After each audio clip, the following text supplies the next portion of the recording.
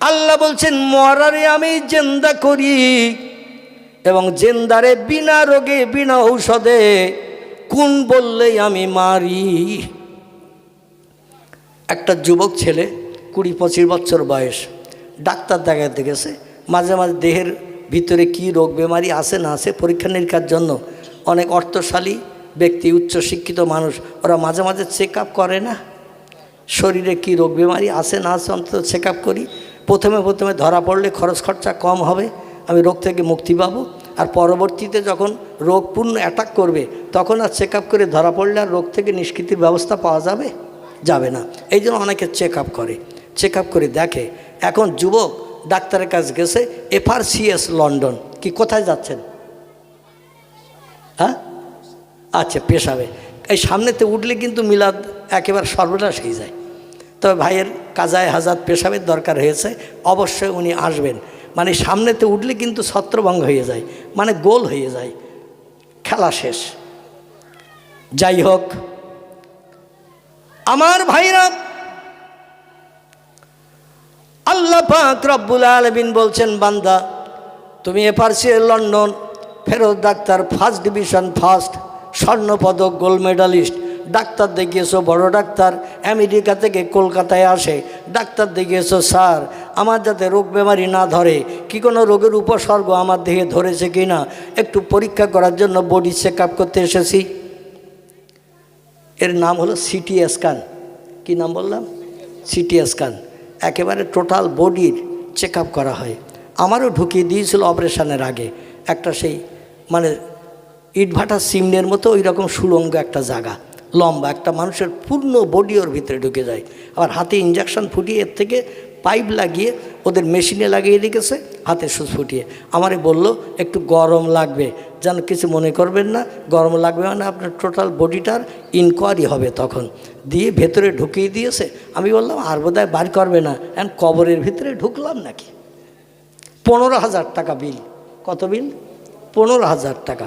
দেবী শেঠির hospital, RN ঠাকুর। তো ভেতরে ঢুকিয়ে দিয়ে প্রায় আধা ঘন্টার কাছাকাছি আমার রাখলো। শেষের দিকে একটু কষ্ট হচ্ছিল, তো আমার আবার মাঝে মাঝে জিজ্ঞাসা করছেন অসুবিধা হচ্ছে না তো। অনেক রুগী এই সিটি স্ক্যান করতে গিয়ে মরণবরণ করে, বাইরে আর বার হয় না। যেমন আপনাদের এদিকার খবর বলো না, আমার গ্রামের একটা লোক, তার নাম হলো শামসুর রহমান, ডাকনাম হলো ভন্টু। কি নাম বললাম? ভন্টু ডাকনাম। আমাদের মসজিদের কাছাকাছি বাড়ি। তার ভালো নাম হলো শামসুর রহমান, ডাকনাম ভন্টু। সিটি স্ক্যানে ওই ঘরের ভেতরে ঢুকিয়ে দিয়েছে, যখন বার করেছে বললো কাফনের কাপড় নিয়ে আয়, মানে অটোমেটিক সিটি স্ক্যান করতে যেয়ে কমপ্লিট। আল্লাহর অফরন্ত রহমত, প্রায় আধা ঘন্টার মতো রাখলো। আমি অধম আমার চেক আপ করে বলল যে অসুবিধা নেই, অপারেশান হবে। জোরে বলুন একটু সুবহান। আমার ভাইরা ডাক্তার দেখালো, বডি চেক আপ করলো, বডিতে কোনো রোগ বেমারি নাই। শুনে লোকটা খুশি হবে না অখুশি? টোটাল বডি চেক আপ করা হয়েছে, বডিতে কোনো রোগ নাই, সুস্থ শরীর। 22 বছরের যুবক, 25 বছরের যুবক, সুস্থ অবস্থায় সিটি স্ক্যানের রিপোর্ট দেখে ডাক্তারের কাছ থেকে রিপোর্ট পেয়ে মানে সব নীল নীল নীল, কোনো রকম রোগ টোগ নাই। শুনে খুশি হয়ে বাড়ি আসছে। হঠাৎ করে রাস্তায় একটু হোঁচট খেয়ে পড়ার মতো হয়েছে। আল্লাহ ডেকে বললেন আজরাইল ওই পিছনের রাস্তা দিয়ে 4 রাস্তার মোড়ে আসছে, ওখানে সে বাস ধরবে। ওই বাস ধরার আগে ওর কমপ্লিট করিস। আল্লাহ যেমন সাদ্দাদের ঘোড়ার পিঠে আজরাইলের জান বার করতে বলেছিল, কারে? সাদ্দাদ বেহেশতে দেখতে আসে যে বেহেশতে খানার ভিতরে 9,999টি কামরা ছিল। কটা? 9,999টা কামরা ছিল বেহেশতের ভিতরে। ওই রকম সৌন্দর্যমণ্ডিত কারুকার্য ঘর, আর ওই ঘরের ভিতরে সুন্দরী যুবতী নারী ভরে দিয়েছে। দেশের মানুষকে বলল তোমরা এই যুবতী, ষোড়শী যুবতী, 16 বছর 17 বছরের যুবতী নারী সব ঘরের ভিতরে 2-4টে করে ঢুকিয়ে দিয়েছে। একজন করে যুবক যাবে, তাদের নিয়ে আনন্দ ফুর্তি করবে, লাউ খাবে, কুমড়ো খাবে, বেগুন খাবে, সবজি খাবে, এক এক দিন এক একটা স্ত্রী নিয়ে উপভোগ করবে। যদি আরও প্রয়োজন হয় তাও দেয়া হবে, শর্ত হলো আমার একটু খোদা বলে মানবে। আমি দুনিয়ায় ঘোষণা দিয়েছি, আনা রব্বুকুমুল আলা। কি বলেছে? আনা রব্বুকুমুল আলা। আমি মেজ খোদা, ছোট খোদা, সেজ খোদা নই, আমি হলাম সব খোদার উপরের বড় খোদা। আচ্ছা, আল্লাহ সহ্য করবে? সহ্য করবে? আল্লাহ বলে আমি ছাড় দেই বান্দাদের, কিন্তু একেবারে ছেড়িয়ে দেই না। কথাটা বুঝতে পেরেছেন? বান্দারা কত বাড়াবি বাড়া, আমি ছাড় দিয়েছি, ঘুরিয়ে উড়িয়ে দিয়েছি, যত সুতো চাইবি দেব, উপরে উঠবি। তাই বলে যেন মনে করিস না আমারে নামাতে পারবে না। লাটাই যার হাতে, সে বলে মাথায় উঠে হাওয়ার মাঝে মাথা নাড়া দিচ্ছ আর বলছো আমি আর নামবো না। ও ঘুড়ি, তোমার বুকের সঙ্গে আমার লাটাইয়ের সুতো জোড়া, যেই লাটাই পাক দেব তুমি নিচে নামবে না উপরে থাকবে? কি করবে? নিচে নামতেই হবে, কারণ ঘুড়ির মাজার সঙ্গে সুতো দিয়ে লাটার সঙ্গে জোড়া। আল্লাহ বলছেন যত বাড়াবে বাড়াও, ও বান্দা আমি ছাড় দিয়েছি, যতবারে ওড়ো, যতবারে দূরে যাও, কিন্তু আমি একেবারে ঘুড়ির মতো, লাটাইয়ের মতো তোমারে ছেড়ে দেয়নি। আমি আল্লাহ যেই বলবো কুন, কি বলবে? যেই বলবো কুন ফায়াকুন, সঙ্গে সঙ্গে সেটা হয়ে যায়। এটাই হলো আমার পাওয়ার। আল্লাহ বলেন আজ দাস দাসী লোকজন রাজপথে দাঁড়িয়ে বাদশারে স্যালুট দিচ্ছে, আর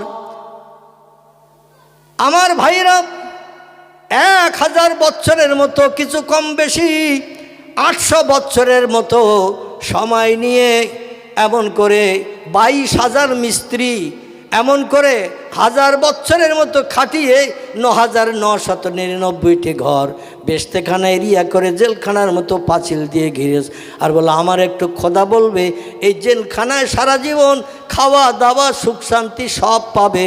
তোমরা বলবে সব খোদার বড় খোদা আমাদের দেশের বাদশাহ ফেরাউন। অনেকে লাভে লোহা বয় না, বিনা লাভে অনেকে তুলোর বস্তা নিতে চায় না। ঠিক না ভুল? বিনা লাভে অনেকে তুলোর বস্তাও মাথায় নিতে চায় না, কিন্তু অনেকে লাভে লোহা বইতেও চায়। দেশের লোক বলল কাজকর্ম করতে হবে না, খাটতে হবে না, মজুরি খাটতে হবে না, ভালো মন্দ খাবার পাবো, সুন্দরী যুবতী নারী দিনে আনন্দ ফুর্তি করতে পারবো। একটা কথা বলতে হবে, সব খোদার বড় খোদা ফেরাউন। এ যুগের মানুষ ও দলে আছে না নাই? আমাদের জীবন ইতিহাস আলগা করে দেখুন, আমরা সব ওই দলের। এই যে স্টেজে চেয়ারে বসে আছি, আমিও ওই দলের। আচ্ছা, আমি যদি ওই দলের হই তাহলে আপনাদের আর সন্দেহ আছে ওই দলের হইতে? সন্দেহ আছে? আহারে, আল্লাহর উপরে ঈমান বিশ্বাস, আল্লাহর শক্তি ক্ষমতা আমরা মাঝে মাঝে একটু বিশ্বাস করি, পরবর্তীতে চিরজনমের মতো ভুলে চলে যাই। এই জন্য আমাদের ঈমান নিয়ে সংশয় আছে। নবী বলছেন ইসবেহুর রাজুল মুমিনান ওয়ায়ুমসি কাফেরান। আমার উম্মতেরা সকালবেলা আল্লাহর উপরে বিশ্বাস স্থাপন করে ঈমান আনবে, ওয়ায়ুমসি কাফেরান, সন্ধ্যাবেলা জবান দিয়ে এমন একটা কথা বলবে ও আর ঈমানদার মোমেন থাকবে না, কাফের হয়ে যাবে।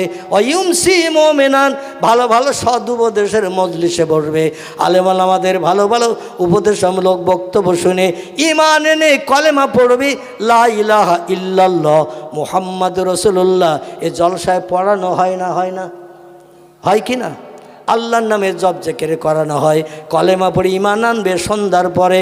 আবার রাতের বেলা ঘুম থেকে উঠে সকালবেলা যখন বাইরে বার হবে, ওয়াইসবেহু কাফেরান, সকালবেলা ওই লোকটি কাফেরে বিবেচিত হবে।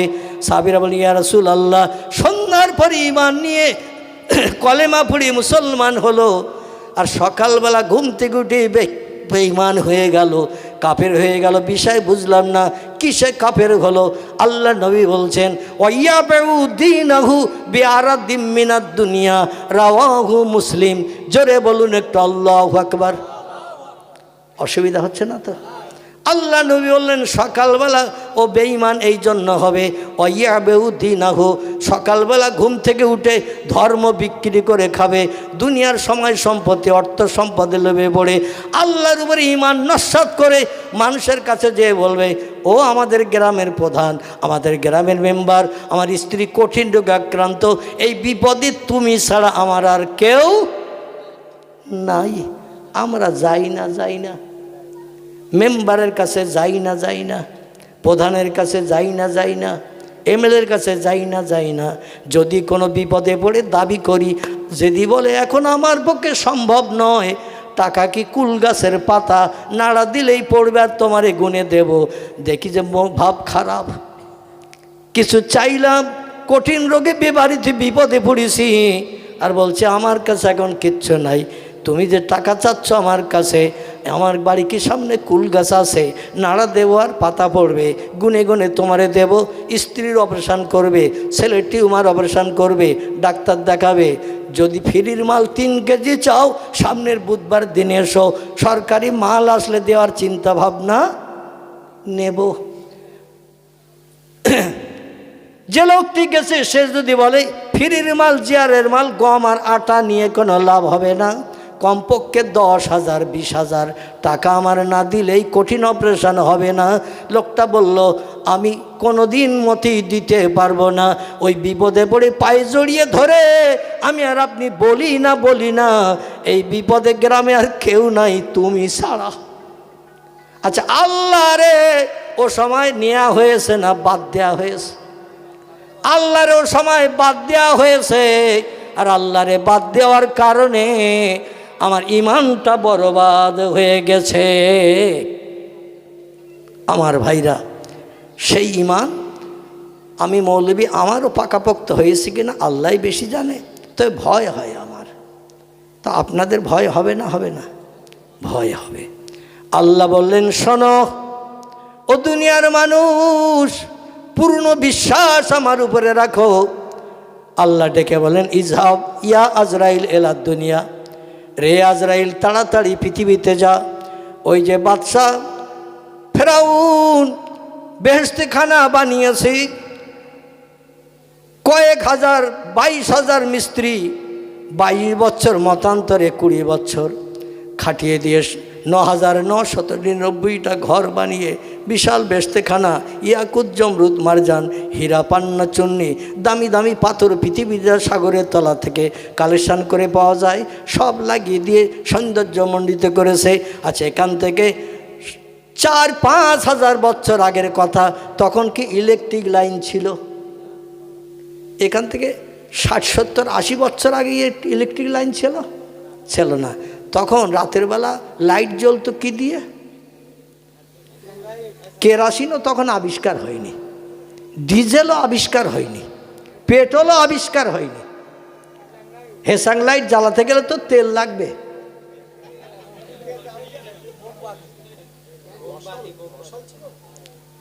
আমার ভাইরা, আর বেহেশতের ভিতরে মোমবাতি জ্বালালে কি সৌন্দর্য শ্রীবৃদ্ধি হবে? মোমবাতি তো কিছু সময় পরে নিভে যাবে। রাত তো লম্বা 12 ঘন্টা, একটা মোমবাতি জ্বলবে ক ঘন্টা? 1 ঘন্টা, 2 ঘন্টা, 3 ঘন্টা, তারপরে তো অফ। জান্নাতীরা জান্নাতের ভিতরে চিল্লাচিল্লি করবে না? আলো পাবে না? দামি দামি পাথর ওই বেহেশতের বিল্ডিংয়ের দেওয়ালে সব সেট করা হয়েছিল, যে পাথরের কাজ ছিল, অন্ধকারে নেমে আসলেই আলোর মতো জল জল করে জ্বলতো। আমার ভাইরা, যদি বলেন হোয়াট ইজ দ্য ডকুমেন্ট, খুব বেশি দূর আপনাকে যেতে হবে না। এই ভারতবর্ষের দিল্লির আগ্রায় যদি যান, এখনও যে দেখতে পাবেন বাদশাহ শাহজাহান যে তাজমহল বানিয়েছিলেন, এই তাজমহলের দেওয়ালের গায়ে দামি দামি পাথর সেট করে দিয়েছেন। খোদার কসম রাতে বেলা একটাও লাইট জ্বালানোর দরকার হতো না, মোমবাতি জ্বালাতে হতো না, তেল দিয়ে কোনো লাইট জ্বালানোর দরকার হতো না, টর্চ লাইটও তখন আবিষ্কার হয়নি। পাথরের কারণে সারা রাত লাইট জ্বলতো। সূর্য যখন কিরণ দিত লাইট আস্তে আস্তে নিস্তেজ হয়ে যেত। এই রকম দামি পাথর বেহেশতের ভিতরে লাগিয়ে দেয়া হয়েছে। আর দিয়ে এবার উদ্বোধন করতে যাচ্ছেন বাদশাহ ফেরাউন। উদ্বোধন করে দেখে আসবে কাজকর্ম ঠিকঠাক হয়েছে কিনা, তারপরে জান্নাতীদের জান্নাতে ঢুকিয়ে দেবে, যারা তারে খোদা বলে মানবে। আল্লাহ বলি ইযহাব ইয়া ইজরিল এলা ফেরাউন, চলে যাও ফেরাউনের সামনে, ও খবরদার যেন দরওয়ার টপকিয়ে ভিতরে না ঢোকে। লোকজন স্যালুট দিচ্ছে, খোশামদিদ স্বাগতম জানাচ্ছে। আজকের আপনার শুভ দিন, আনন্দের দিন। কোটি কোটি টাকা খরচ করে 22 বছর ধরে 22,000 মিস্ত্রি খাটিয়ে আপনি এই বেহেশতেখানা বানিয়েছেন দেশের জনগণকে সুখভোগ করানোর জন্য।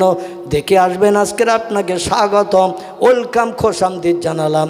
আনন্দে চলে যাচ্ছেন বাদশাহ ফেরাউন। আর যেই দরজার সামনে গেছে দেখে একটা লোক দরজা আটকিয়ে দাঁড়িয়ে রয়েছে। আমার ভাইরা, ফেরাউন ছিল বাদশাহ, লোকটির নাম ছিল সাদ্দাত, নাকি সাদ্দাত। এই বাদশাহ বানিয়ে জান্নাতের ভিতরে যখন ঢুকতে যাচ্ছেন ওই সময় সামনে দাঁড়িয়ে থাকলো একজন। ফেরাউন যেমন খোদাদ্রোহী, সাদ্দাতও তেমন খোদাদ্রোহী, নমরুদও তেমন খোদাদ্রোহী, কারুনও তেমন খোদাদ্রোহী, বাদশাহ বক্তে নাসারও তেমন খোদাদ্রোহী। এরা ছিল সব দুনিয়ায় খোদা দাবিকারী। চিল্লাই বলুন একটু নাউজুবিল্লাহ।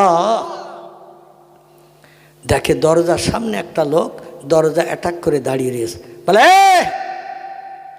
আজকের আনন্দের দিন আমার তৈরি করা জান্নাত উদ্বোধন করব, আর রাস্তা অ্যাটাক করে কে দাঁড়িয়ে আছিস?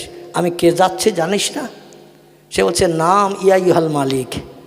আমি আপনার শুধু নাম জানি না, আপনার পরিচয়পত্র সব জানি, কতদিন বাদশাহিত্য করছেন তাও জানি। বলে, তাহলে তুই আমার দেশের প্রজা? তো প্রজা যদি হবি তো আমি তো কোনো দিন তোরে রাজদরবারে দেখি নাই। প্রজা তো সুখ দুঃখের ভাগিদার, আমার বনতে হয়, বিবাদে সাহায্য করতে হয়। কোনোদিন তো তোর দেখিনি যে আমার দরবারে কিছু চাইতে আসতে। বলছে, আমার কোনো জিনিসের প্রয়োজন হয় না তাই আসি নাই। বলে, আজকের আল্লাহ পাঠিয়েছে তাই এইছি। জোরে বলুন সুবহান। ওর তখন মুখ মলিন হয়ে গেছে। আমি যার বিরুদ্ধে আল্লাহ দাবি করেছি সেই আল্লাহ পাঠিয়েছে। বলে, না মা। বলে, কী জন্য এসেছিস? আমার সঙ্গে বেহেশতের ভিতরে যাবি, দেখবি? বলে, আপনার ঘোড়ার পিঠে আপনি থাকবেন, আমিও ঘোড়ার পিঠে উঠবো না। বলে, তাহলে হেঁটে হেঁটে যাবি? বলে, তাও যাব না। বলে, তবে বল এখানেই দাঁড়িয়ে কাজ করব। বলে, কি কাজ করবি? বলে, আপনার দেহ থেকে প্রাণটা বার করে সচল দেহ অচল বানিয়ে দেব। জোরে বলুন সুবহান। সাদ্দাত তখন কাকতি মিনতি করে বলছে, অন্তত আমার একটাবার পাক দিয়ে ঘুরিয়ে আসতে দে, একটাবার একটু পাক দিয়ে ঘুরিয়ে আসতে দে,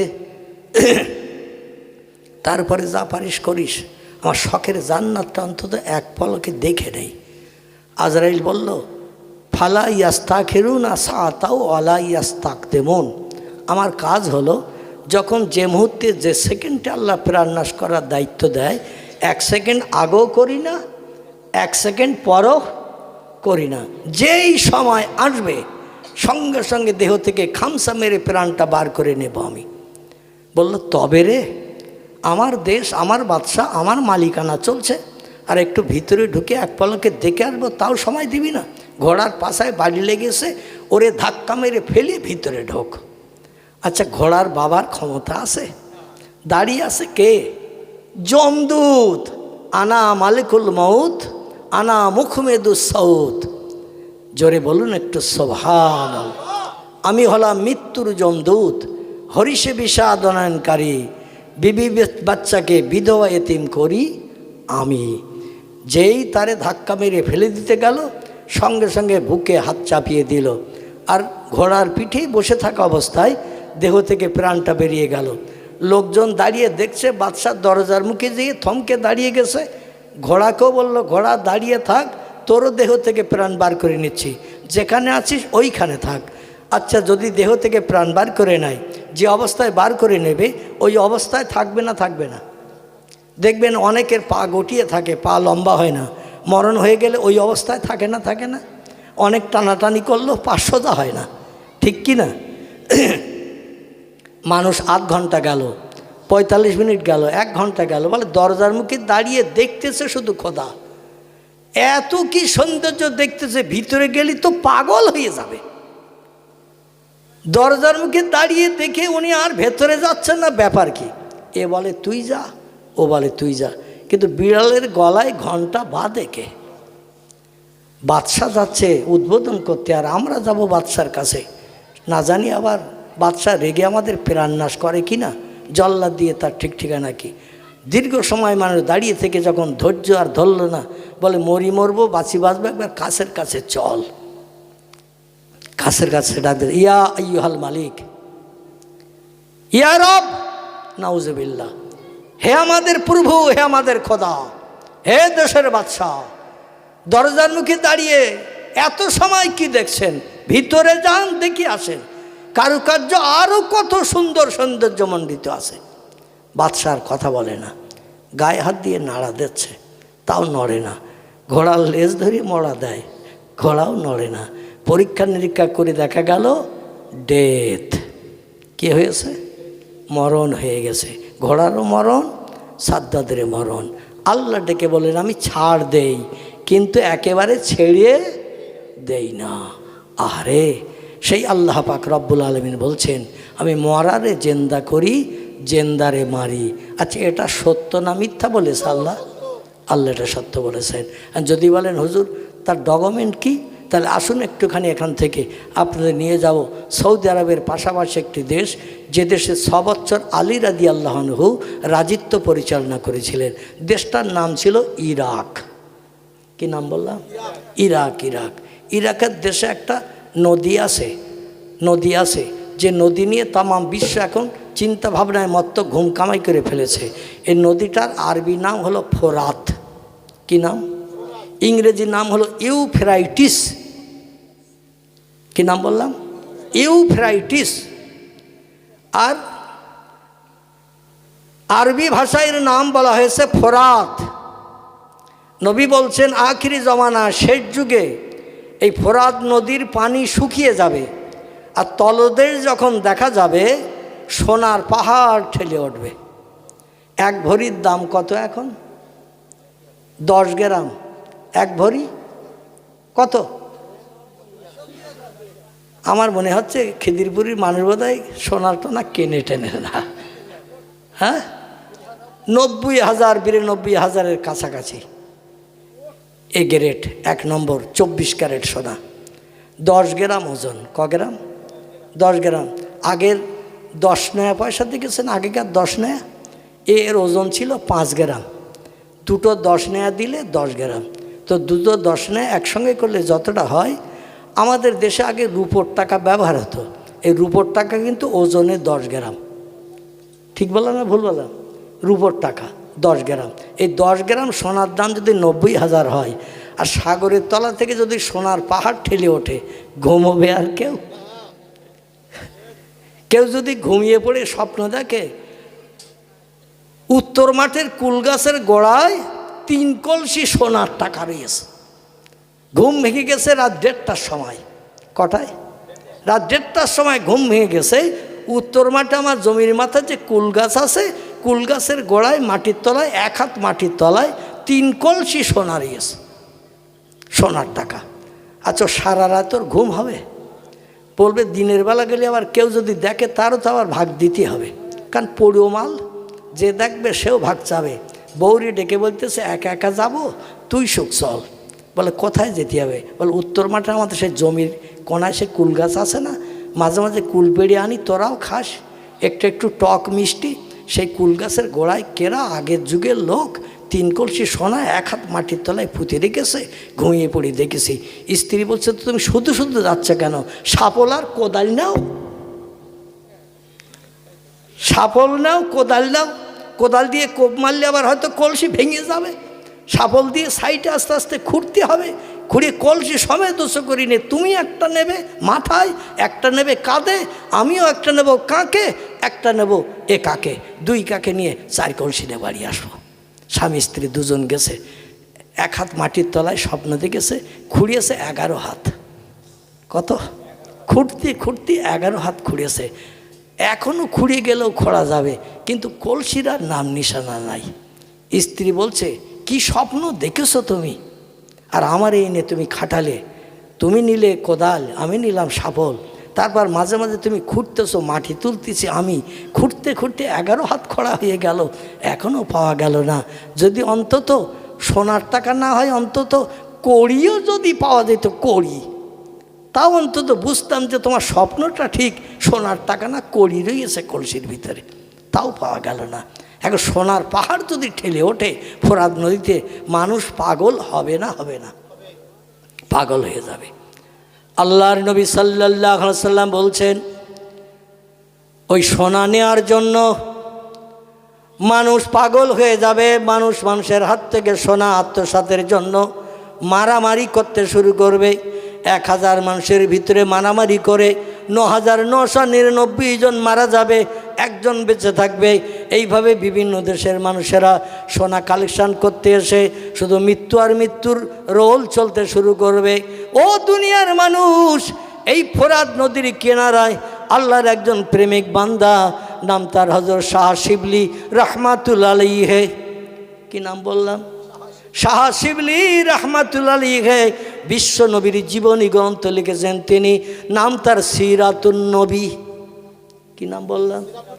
আল্লাহর নবীর জীবনী গ্রন্থ, নবীজির জন্ম থেকে নেই মৃত্যু, বিশ্ব নবীর জীবন ইতিহাস লিপিবদ্ধ করে বিশ্ববাসীর কাছে সুপরিচিত হয়েছেন এই লোকটি।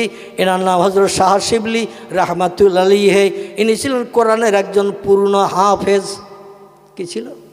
কোরআনের হাফেজ। আমার ভাই ইরাকের দেশের জমিনে আল্লাহর একজন মহান আল্লাহওয়ালা, আল্লাহ প্রেমী খোদাভক্ত মানুষ ছিলেন। তার নাম ছিল শাহ সরি শক্তি রাহমাতুল্লাহ আলাইহি। এনার কাছ থেকে কোরআনের দার্স নিয়ে, কোরআনের তালিম নিয়ে, কোরআন শরীফ শিক্ষা করে এবার তিনি বাড়ি ফিরে আসছেন মাথায় পাগড়ি দিয়ে। ছাত্ররা যখন কোরআন হেফজ হয়ে যায়, দেখবেন বাৎসরিক জলসা হয় মাদ্রাসায়, যে কটা ছেলে কোরআনের পূর্ণ দার্স নিয়ে হেফজ হয়েছে, দাওরা দিয়ে কমপ্লিট করেছে, ওই ছেলেটার মাথায় পাগড়ি পরিয়ে দিয়ে বাড়ি পাঠানো হয় না? হয় না? কোনো সার্টিফিকেট দেয়া হয় না, কোনো রেজাল্ট দেয়া হয় না হাফেজদের জন্য। ঠিক বললাম না ভুল বললাম? স্কুলে পড়াশুনো করলে বছরের পর বছর, বছরের শেষে পরীক্ষা হয়, পরীক্ষার খাতা থেকে রেজাল্টের সার্টিফিকেট দেওয়া হয়। কিন্তু কোরআনের পূর্ণ হাফেজ হয়েছে, এই জন্য এর কোনো পরীক্ষা নেওয়ার দরকার নাই, পরীক্ষা সামনাসামনি দৈনন্দিন। আর আমাদের স্কুলে যখন পরীক্ষা হয়, দেখবেন বইয়ের পৃষ্ঠা ছিঁড়ে জুতোর ভিতরে ঢুকিয়ে নিয়ে ছেলেরা পরীক্ষা দিতে যায়। ঠিক বললাম না ভুল বললাম? পকেটের ভিতরে বইয়ের পৃষ্ঠা ছিঁড়ে ছোট্ট কাগজ করে মুড়িয়ে নিয়ে পকেটের ভিতরে করে, কোমরের এমন করে ঘুনশিতে গুজে, এমন করে পায়জামার দড়ির ভিতরে গুজিয়ে নিয়ে যায়। যদি প্রশ্নটা ঠিক পড়ে যায়, যেটা কোমরে এনেছে ওটা বার করবে না? করবে না? জুতোর তলায় যেটা আছে ওটা যদি পড়ে যায়, পা দিয়ে দবিয়ে চলে গেছে স্কুল পর্যন্ত, কারণ স্কুলে যে ঢোকাতে গেলেই তো মাস্টার দেখতে পাবে, এই পার তলায় কি ঢুকাচ্ছিস, বার কর। আবার অনেক সময় মোজার ভিতরেও ঢুকিয়ে নিয়ে যায়, প্রয়োজন একটু চুলকানোর মনোভাব নিয়ে। কত রকম প্র্যাকটিস আছে মোজার একটু চুলকানোর চিন্তা ভাবনা নিয়ে। মশায় কামড়িয়েছে, চিন্তা করতে করতে মজা সরিয়ে দিয়ে কাগজটা বার করে ও পরীক্ষার খাতায় লিখে দেয় ফার্স্ট ক্লাস ফার্স্ট। যা বইতে লেখা তাই লিখেছে, মাস্টারের বাবার ক্ষমতা নাই 1 নম্বর কাটার, কারণ প্রশ্নে যেটা লিখেছে ঠিক তাই লিখেছে, কোনো ভুল ভাল নাই, নাম্বার কাটতে পারবে। ফার্স্ট ক্লাস ফার্স্ট, কিন্তু ও কি পড়িয়ে মুখস্থ লিখেছে? তা তো লিখিনি। এই জন্য স্কুলে ওই চুরি করে লেখার পরও সার্টিফিকেট দেয়া হয়। যারা হাফেজ হেফজ করে এদের এই রকম সার্টিফিকেটের প্রয়োজন নাই। দৈনন্দিন পড়ানো হয়, দৈনন্দিন তার পড়াশোনা হয়। পুরনো পড়া পড়তে হয়, নতুন পড়া দৈনন্দিন পড়তে হয়। আবার পুরনো পড়া যেটা পড়েছো ওটা ভুলে গেছো কি না, ওটাও প্রতিদিন পড়তে হয়। ঠিক না ভুল? আপনারা হয়তো জানবেন না মাদ্রাসার পঠন পাঠন, আমি অধম কম বেশি জানি, এই জন্য বললাম পুরনো পড়াও পড়তে হবে, আমার নতুন পড়াও দিতে হবে। এইভাবে পুরো কোরআন হেফজ করার পরে ওরে সার্টিফিকেট দেয়া হয়, তুমি কোরআনের পূর্ণ হাফিজ, তোমার মাথায় পাগড়ি জড়িয়ে দিয়ে সার্টিফিকেট দিলাম, তুমি আল্লাহর কোরআন সিনায় জমা করেছ। আমার ভাইরা, শাহ শরী শক্তি রহমাতুল্লাহ আলাইহি শিবলিরে ডেকে বলছেন, শিবলি দীর্ঘ 4 বছর 4.5 বছর আমার মাদ্রাসায় ডালের পানি খেয়েছো, শাকসবজি খেয়েছো, রুটি খেয়েছো, পড়াশুনো করেছো, পরিশ্রম করেছো, বাপ মা ছেড়েছো, ঘর বাড়ি ছেড়েছো, আপনজন ছেড়েছো, দীর্ঘ 4 বছরের মতো এখানে থেকে পড়াশুনো করে আল্লাহর পাক কালাম কোরআন সিনায় জমা করেছো। পাগড়ি মাথায় দিয়ে আজকে তোমারে পুরস্কৃত করলাম, সার্টিফিকেট দিয়ে দিলাম, কোরআনের পূর্ণ হাফেজ তুমি হয়ে গেছো। বাবা আর তো তোমার থাকার প্রয়োজন নাই, বাড়তি শিক্ষা দেওয়ার ক্ষমতা আমার নাই। এবার যদি বাড়তি শিখতে চাও অন্য মাদ্রাসায় তুমি ভর্তি হও, কোরআন হাদিসের জ্ঞান অর্জন করো, হেফজটা আমি কমপ্লিট করে দিলাম। তবে বাবা শিবলি বাড়তি পড়াশুনো যদি করতে না পারো, তুমি বাড়ি যেয়ে আমার 4টি উপদেশ মেনে চলবে। কটা? 4টি উপদেশ তুমি মেনে চলবে বাবা। বলে নাম ইয়াইহাল ওসাতিস, ও আমার ওস্তাদ হুজুর গো, আপনার কাছ থেকে বিদায়ের সময় যে উপদেশ আপনি দেবেন, মরণের দিন পর্যন্ত আপনার উপদেশ আমি ভুলব না এবং বাস্তবে রূপদান করে আপনার কথার মর্যাদা রাখার চেষ্টা করব। শিবলি বলে হুজুর উপদেশ 4টি কি কি বলুন। শিবলি বলল বাবা, 1 নম্বর উপদেশ হলো, ও বাবা আল্লাহর ফরজ হুকুম জীবনে মরণের দিন পর্যন্ত যেন নামাজ ছাড়বে না। ও বাবা বছরে 1 মাস রমজানের রোজা আল্লাহর ফরজ হুকুম, ওটা যেন তুমি কাজা করবে না। ও বাবা 3 নম্বরের আমার হুকুম হলো, বাপ মায়ের সঙ্গে যেন তুমি দুঃসম্পর্ক তৈরি করবে না। অবিল অলে দাইনে এহসানা, আল্লাহ বলছেন ও বান্দা বান্দিরা, ও আবুদুল্লাহ ওয়ালা তুশরিকু বিহি শাইয়্যা অবিল অলে দাইনে এহসানা। আল্লাহ বলেন আমার ইবাদত যখন হয়ে যাবে, মসজিদের আজানের মর্যাদা দিয়ে আমার জমিনে সেজদা করে আমার নামের তসবিহ যখন তোমার পাঠ করা হয়ে যাবে, 2 নম্বরের দায়িত্ব তোমাদের দেয়া হলো, ও বান্দা বান্দিরা অবিল অলে দাইনে এহসানা, আমার ইবাদতের পরে 2 নম্বরের কাজ হলো বাপ মায়ের সঙ্গে সম্পর্ক ভালো রাখবে।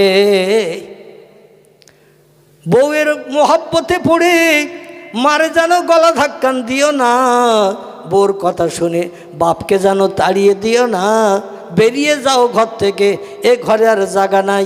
অবশ্য খিদিরপুরে কোনো ছেলে এমন কাজ করে না, যা করে আমাদের দিঘির পাড়ের ওখানে। ওদের নামে বললে আর মার খাওয়ার ভয় নেই, কারণ এই রাতের বেলা ওরা এসে আর মারবে না। তো এখানে ও কথা বললে বিপদের আশঙ্কা আছে না নাই? কত ছেলে বাপেরে খেতে দেয় না, মারে খেতে দেয় না, স্ত্রীকে খুশি করার জন্য মাঝে মাঝে বাপ মারে ঘরে রেখে নতুন জায়গায় যাবা নতুন করে বসবাস শুরু করে। বাপ মা বেঁচে আছে কি মারা গেল একটাবার খোঁজও পর্যন্ত নেয় না। চিল্লায়ে বলুন একটু নাউজুবিল্লাহ। আল্লাহ নবী বলেন হুমা জান্নাতুকা ও হুমা নারুকা, ও দুনিয়ার ছেলেরা মেয়েরা, তোমার বাপ মা হলো তোমার জন্য জান্নাত এবং তোমার বাপ মা হলো তোমার জন্য জাহান্নাম। ইল্লা উফেন, আল্লাহ কোরআনে বলছেন তোমার আচার ব্যবহারে কথাবার্তায় তোমার বাপ তোমার মা একটাবার যদি আহ এই রকম শব্দ যদি উচ্চারণ করে আর তুমি ছেলে বাপের পায়ে হাত দিয়ে ক্ষমা যদি চেয়ে না নাও, তার হৃদয়ে কষ্ট লেগেছে, বুকের ভিতরে কষ্ট লেগেছে, আহা শব্দ উচ্চারণ করেছে, হাই নিঃশ্বাস কেটেছে, তোমার সামনে হাই নিঃশ্বাস কেটেছে, তুমি দেখতে পেয়েছো, মায়ের পায়ে হাত দিলে না, বাবার পায়ে হাত দিলে না, ক্ষমা চাইলে না। তুমি যত নামাজ পড়ো, যত রোজা রাখো, যতবার হজ করো, যত দান সাদকা করো তোমার ঠিকানা হবে জাহান্নাম। কি ঠিকানা হবে? নামাজ, কালাম, তসবিহ, তাহলিল, হজ, যাকাত কিছুই কাজে আসবে না।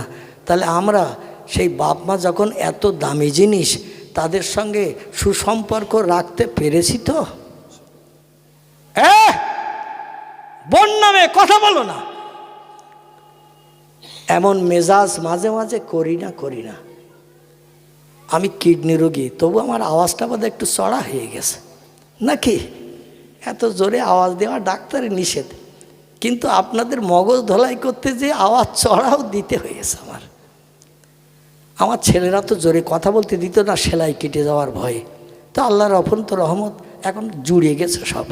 আপাতত এখন আর সেলাইয়ের দাগ নিচের দিকে আছে কিছুটা, উপরের দিকে প্রায় সমান হয়ে গেছে। এখন আর চিল্লানা আওয়াজ দিলেও ছাড়ানোর ভয় নেই। মাঝে মাঝে ছেলেরা বাপের উপরে হুমকি দেয়, মায়ের উপরে হুমকি দেয়।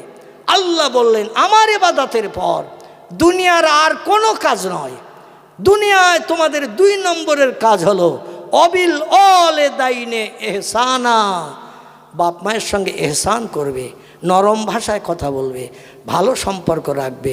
বউ অখুশি হয় হোক, দেখবেন 8 আনা ওজনের, হাফ ভরি ওজনের গলার হার এনে দিলে ওর রাগ পানি হয়ে যাবে। এ ঠিক বললাম না ভুল বললাম? এ খারাপ লাগতেছে? তাহলে দোয়া করে দেবো, বলো। খারাপ লাগতেছে না তো? আমার ভাইরা, নিম ফল কিন্তু একটু তিতো লাগবে। কি ঠিক বললাম না ভুল বললাম? নিম ফল একটু তিতো লাগবে, তবে তিতো খেলে আবার সুগার রোগীর উপকার হয়। ডায়াবেটিস রোগী, সুগার রোগী একটু তিতো, উচ্চে তিতো খেলে একটু সুগার কন্ট্রোলে থাকে, মেন্টালিটি থাকে। এই জন্য একটু তিতো মাঝে মাঝে খাওয়ার দরকার আছে না নাই? ডাক্তারি নিয়েও আছে, সকালবেলা উঠে খালি পেটে একটু তিতো খাও। এই জন্য আমার কথাগুলো তিতো লাগতে পারে, তবে যেদিন কবরে যাবেন তিতো, সেদিন রসগোল্লা লেডিকেনির থেকেও মিষ্টি লাগবে। জোরে বলুন আমিন। এ কথাটা ভুল বললাম?